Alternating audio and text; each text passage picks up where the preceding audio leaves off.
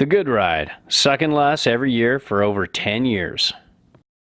So here we are, ladies and gentlemen, looking at the Good Ride review of the Vans Infuse boot. There will be an on the table review, kind of breaking it down, but I just kind of wanted to give you my opinion of how this boot performed today when I was riding with Capita Outsiders and the Union Strata.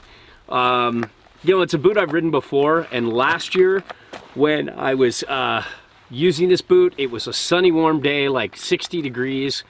The boot heat molded perfectly to my foot, just walking from the parking lot to the first chair. Today's a little cooler, probably about 20-25 degrees cooler, and so the first day, the break-in period was a little more. Now I'm a size 9, D bordering on E, so it makes some boots a little tight for me. What I love is, like, I'm usually riding like Adidas Tactical ADVs or Adidas Xterra, or sometimes Burton Boots because they fit my wider foot a little bit better. Vans is a little less wide, but what I like about it is, yeah, I felt a little tight and a little crampy at first, but once this thing heat molds out, you know, either naturally to my foot and just riding, or if I took it in and got it heat molded, it would fit pretty well, and I wouldn't feel like I'm getting pressure on the sides. You know, one thing I love is this sole. It's just full-on rubber in a time where there's so many soles that are EVA foam, and they're just a slippery, shitty mess in the parking lot, on the chair, skating in an icy line. It's just a nightmare. This is just straight up all rubber, and it's really grippy, and it's amazing.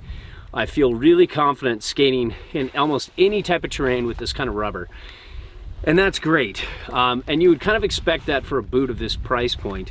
What I also love is there's decent shock absorption in the heel, but as you get closer to the toe, there's almost nothing there, so you really feel like you have control edge to edge, and you feel like your toes are really interacting well with the binding in the board. And then you've got that shock absorption where you need it on your heels.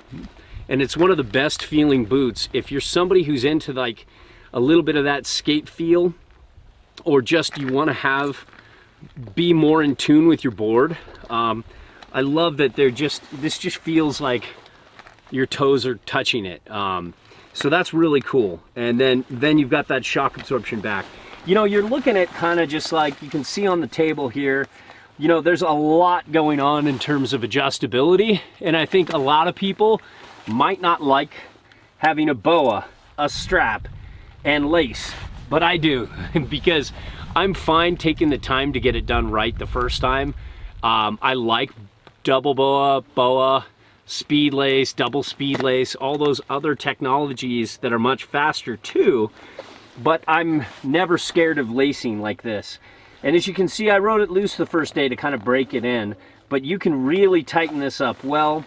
You have these things you can pull out, I'll show you on the table, that you can play with the flex. You can have it flex more on this side, or flex, you know, more on this side, and flex less on this side, and flex less on this side. The liner's super comfortable. It looks very durable. One thing I want to say is the way the tongue works here. It's one of the best tongues in the industry for my type of foot, and if your foot's like mine, you'll love it. When I forward flex, I don't feel any weird pressure points. It just feels like it flexes smoothly throughout the entire boot, and it's just, you know, a special means of construction. I love this articulation point right here that allows the boot to retain its flex longer. It's soft material here, and then a normal hard shell here. There's a good spine, decent enough spine, but I love the response of these boots. I like how you can get them really stiff or really soft. Now Vans, I don't feel like Vans's flex compared to maybe some companies is really what you would say, like, you know, I think this can get up to like an 8 or a 9 out of 10. I'd say at best it can get medium stiff. I wouldn't say it's up on the stiffest end of the spectrum. I forget the exact numbers, but it, you know, they put it pretty high, and I would say, yeah, I'd bump that down a few numbers each way. But I love how you can play with the flex, and you can play with the adjustability, and you have a very comfortable boot. I'm a size 9 true, and this fits true. So some companies, like Adidas, this fits me just like my Adidas 8.5 does. And I know I'm a true 9. My Burton Boots are a true 9. These fit just like the Burton Boots. And so all in all, I like it. Check the On the Table review for more of the in-depth detail on the tech. Seen it under the pretty lights, not out here in the rain.